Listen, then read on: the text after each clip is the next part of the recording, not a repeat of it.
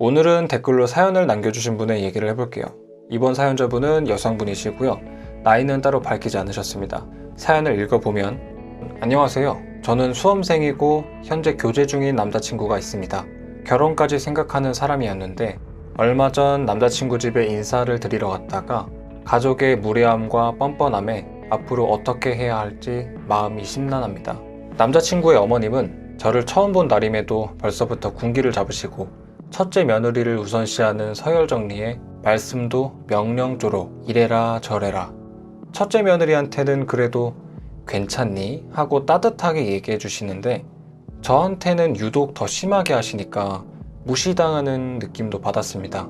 게다가 결혼 비용에 대해서 부담스러울 정도의 말씀까지 서슴없이 하시고요. 어머님과 왕래라도 적으면 그나마 위안으로 삼겠는데 둘째 아들인 제 남친을 끔찍이 아끼시는 데다가 수시로 연락하면서 정서적으로 의지까지 하시니까 남자친구는 요새 시집살이가 어딨냐고 하지만 전 이번에 10월들을 제대로 느낀 것 같습니다. 성격도 좋고 그동안 트러블도 없어서 결혼을 고려하던 사람이었는데 가족을 보고 나니까 거부감이 들어서 마음에 이중성이 생겨요. 이럴 경우 저에게는 어떤 마음가짐이 필요할까요? 남친 가족의 가부장적 태도와 무례함도 제 마음이 결정한 거니까 그걸 놓아주고 남친을 만나야 하나요? 아니면 남친을 놓아줘야 하나요? 안 그래도 수험 생활로 압박감을 너무 크게 느껴서 지친 상태인데 어떻게 해야 할지 모르겠습니다. 이렇게 보내주셨어요. 요즘 고부 갈등이 되게 핫한 사회 문제 중 하나라서 그런 썰을 많이 듣기는 했는데 현재 사연자분은 그게 좋든 나쁘든 어쨌든 그런 일을 경험하고 계시고 남자친구와 교제를 계속 이어간다면 그냥 욕 한번 하고 말 문제가 아니기 때문에 좀 지혜롭게 접근하실 필요가 있는 것 같아요. 물론 이게 내적으로 접근한다고 해도 쉬운 상황은 아닙니다. 이런 부당한 일을 당할 때 일어나는 저항은 굉장히 강하게 일어나기 때문에 제가 말씀을 드린다 해도 좀 많이 어려우실 거예요. 그 마음을 다루는 게. 근데 지금 사연자분이 굳이 안 좋게 생각하실 필요는 없어요. 지금 남자친구 가족과 트러블이 있어도 다 좋게 끌어갈 수 있기 때문에 남자친구와의 만남을 고민하시기보다는 남자친구와의 만남을 어렵게 만드는 마음이 무엇인가를 찾아내서 제거하는 게 훨씬 좋을 겁니다. 사연자분이 말씀하신 것처럼 남친 가족이 무례한 태도를 보이는 건 사연자분의 생각이 그렇게 투사된 것이기 때문에 그들의 태도도 결국 사연자분한테 달려 있습니다. 마음만 먹으면 아무 문제 없이 잘 만날 수 있다는 얘기예요. 그럼 이제 본론으로 들어가서 현재 사연자분의 상황을 어떻게 풀어가야 하는지 크게 두 가지로 말씀을 드릴게요. 하나는 그런 어떤 부당한 일을 당하는 상황에 저항하게 되는 마음을 살펴보는 것이고요. 다른 하나는 원하는 이미지를 어떻게 그려나갈 것인가에 대한 얘기입니다. 먼저 사연자분은 가족의 태도를 놓아줘야 하는지 아니면 남자친구를 그냥 놓아버려야 하는지 되게 혼란스러워 하셨는데 세속적인 차원에서 우리가 흘려보내기를 하는 이유는 내가 원하는 일만을 끌어당기기 위해서입니다. 부당한 대우로 힘든 상황이라면 그런 상황에 집착은 하지만 내가 미처 의식하지 못했던 마음을 제거함으로써 내가 원하는 상황만을 끌어오도록 만드는 게 흘려보내기를 하는 목적인 거예요. 그러면 지금 사연자분은 어떤 마음을 놓아줘야 할까요? 남자친구를 놓아줘야 될까요? 그건 마음이 아니잖아요. 그런 업신 여겨지는 상황을 자꾸 떠올리게 하는 마음입니다. 가족의 태도에 반응하게 되는 마음이죠. 근데 남자친구를 놓아주는 건 마음을 놓아주는 게 아니라 그냥 사람과의 인연을 끊는 거기 때문에 흘려보내기라고 할 수 없어요. 그거는 그냥 내가 아프니까 사람을 밀어내서 내 고통을 줄이는 겁니다. 절대 좋은 선택이라고 할 수 없어요. 원인은 가족도 아니고 남자친구도 아니고 사연자분 본인의 마음입니다. 그럼 가족의 태도에 반응하는 마음을 한번 살펴볼게요. 사연자분이 지금 아마 가장 힘든 건 아랫사람 취급받으면서 하대받는 느낌일 것 같아요. 부모랍시고 내 위로 굴림해서 여자라고 막 차별하는 거. 그러면 누군가 내 위로 굴림해서 날 업신여기면 왜 화가 나는 걸까요? 그 이유를 알면 더 이상 반응하지 않을 수 있기 때문에 한번 보겠습니다. 왜 화가 날까요? 그냥 나를 무시했으니까 화가 나는 걸까요? 그럼 만약에 집에 놀러온 5살 조카가 나한테 막 반말을 하고 이것저것 시켜요. 명령조로. 어때요? 화가 날까요? 당연히 화가 안 나죠. 그냥 귀엽습니다. 그럼 만약에 조카가 아니라 그냥 동네에서 보던 아이라면 여전히 귀엽거나 가소롭거나 둘 중 하나죠. 화가 나지는 않습니다.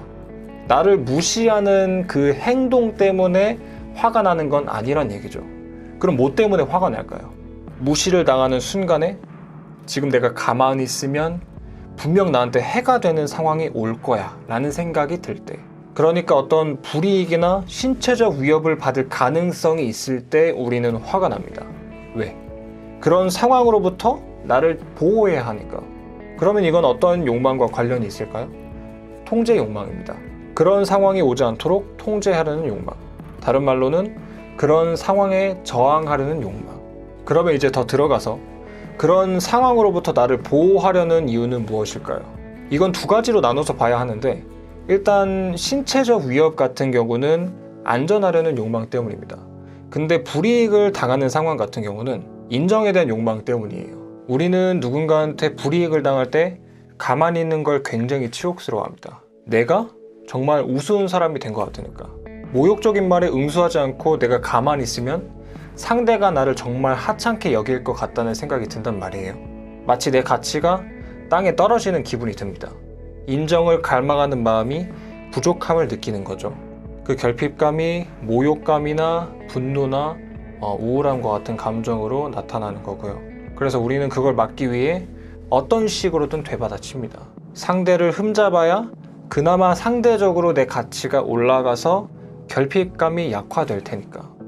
근데 직장 상사나 시댁 어른처럼 내가 되받아칠 수 없는 사람이라면 이 결핍감을 약화시킬 방법이 없어요. 그래서 지금 사연자분이 엄청난 에너지를 소모하시는 겁니다. 그리고 사연자분이 가장 두려워하시는 게 아마 결혼 이후의 시댁 생활일 것 같아요. 물론 같이 생활은 하지 않으시겠지만 어쨌든 결혼을 하면 얼굴을 많이 봐야 하고, 또 시댁이 아무리 말도 안 되는 얘기를 한다 해도 여러모로 시댁과 척을 지을 수는 없는데, 가정의 평화를 위해서 그런 어른의 말씀을 다 가만히 듣고 순응하는 모습을 떠올리면 가슴이 부글부글 끓어오를 거예요.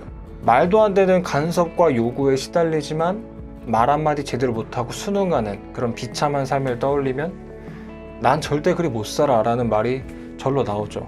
근데 그런 삶에 놓였을 때 왜 비참한 기분이 드는지 아세요? 인정에 대한 욕망이 결핍을 느껴서입니다. 마음은 딱 이렇게 얘기해요. 너가 인정에 대한 욕망을 놓아주지? 그러면 앞으로 어마무시한 일이 일어날 거야. 너는 그렇게 되면 앞으로 꽉 막힌 시댁어른 비위 다 맞춰줘야 될 거고, 명절에 눈치 보면서 편하게 쉬지도 못할 거고, 자녀 계획, 경제 문제 다 간섭받게 될 거라고. 요즘 시대에 그게 말이 되니? 근데 네가 욕망을 놓아주면 저항 한번 제대로 한번 못 해보고 그대로 순응하면서 살게 될 거야. 너 그렇게 살기를 원하니? 아니라면 그들에게 대항하든지 아니면 그들과 연을 끊던지 선택해. 그러면 넌 안전할 거야. 내가 보증하지. 자, 근데 우리가 한 가지 명심해야 할 게 있어요. 지금의 이 현실은 나의 생각이 투사된 것이지 나와 무관한 무언가로부터 일어난 일이 아니라는 겁니다. 지금의 대우가 부당하다는 판단도, 그런 일이 일어나게 만든 것도 내가 그들에게 대항하려는 마음, 즉 인정에 대한 욕망으로부터 일어났다는 말이에요. 근데 원인이 되는 욕망을 놓아주면 내가 위험하다? 말이 안 되죠. 지금 머리로는 대충 이해는 되실 건데 실제로 놓아주려고 하면 아마 저항이 굉장히 강하게 일어나실 겁니다. 아니 그래도 내가 호구처럼 당하고 살 수는 없잖아. 이거는 선 넘는 거지. 이런 생각이 드는 건 마음이 아주 강하게 우리를 유혹하는 겁니다. 여기서 참지 말아야 너가 더 안전할 거라는 유혹. 이거를 뿌리치고 놓아주셔야 돼요. 자, 그럼 이제 원하는 상황을 직접 만들기 위해서 이미지를 어떻게 그려야 하는지 이야기해 보겠습니다. 현실적으로 지금 사연자분과 같은 상황에서는 제가 앞서 말씀드렸던 그런 욕망들을 놓아주기가 굉장히 어려우실 거예요. 딱 각 잡고 명상할 때도 처리하기 힘든 게 그런 감정이거든요. 부당한 상황에서 내가 이럴 순 없어, 이런 아주 격한 감정들. 그거는 진짜 다루기가 힘듭니다. 그래서 제가 대안으로 추천드리는 방법은 각 잡고 명상할 시간이 있을 때는 욕망을 직접 다루시고 그 외의 시간은 철저하게 내가 원하는 데에만 의식을 집중시키는 훈련을 하는 겁니다. 만약 사연자분이 지금 원하시는 게 그런 시댁 식구들과의 원만한 관계, 그런 서로 존중하는 관계라면 그런 관계가 형성된 상황에 의식을 딱 고정시키는 거죠. 의식을 고정시킨다는 건 딱 그것만 생각한다는 얘기입니다. 그리고 생각한다는 건 단순히 그걸 바라는 게 아니라 내가 지금 그 상황에 있다는 걸 느끼는 거예요. 남자친구의 어머님이 사연자분을 아주 따뜻하게 배려하는 모습을 떠올리면서 그것이 지금 내게 벌어지고 있는 일이라고 느끼세요. 그런 느낌이 현실이라고 느껴질 때까지, 아주 생생하게 느껴질 때까지 거기에 의식을 고정시키세요. 끌어당김을 하실 때는 딱 이렇게 하셔야 됩니다. 싹 다 무시하는 거예요. 그리고 내가 원하는 모습만을 보는 겁니다. 그러다가 각 잡고 명상할 시간이 되면 내가 원치 않는 이미지가 자꾸 떠오르게 만드는 마음을 직접 제거하는 거고요. 어쨌든 화가 나면 그 분노의 원인이 자신의 욕망이며 타인의 행동도 자신의 욕망의 원인이 있음을 알아차려서 원하는 이미지로 돌리는 훈련을 계속 하셔야 합니다. 이게 명상하는 시간이 많지 않은 사연자분에게는 가장 현실적인 해결 방법이 될 것 같아요. 좀 심적으로 시험까지 보셔야 해서 여유롭진 않으시겠지만 그래도 마음고생하는 것보단 이게 훨씬 나으니까 이렇게 꼭 실천하셔서 좋은 관계 쭉 이어가셨으면 좋겠습니다. 오늘은 여기까지 할게요. 도움이 되셨다면 아래 구독과 좋아요 그리고 알림 설정 부탁드리고요. 저는 지금까지 내면의 목소리였습니다. 시청해주셔서 감사합니다.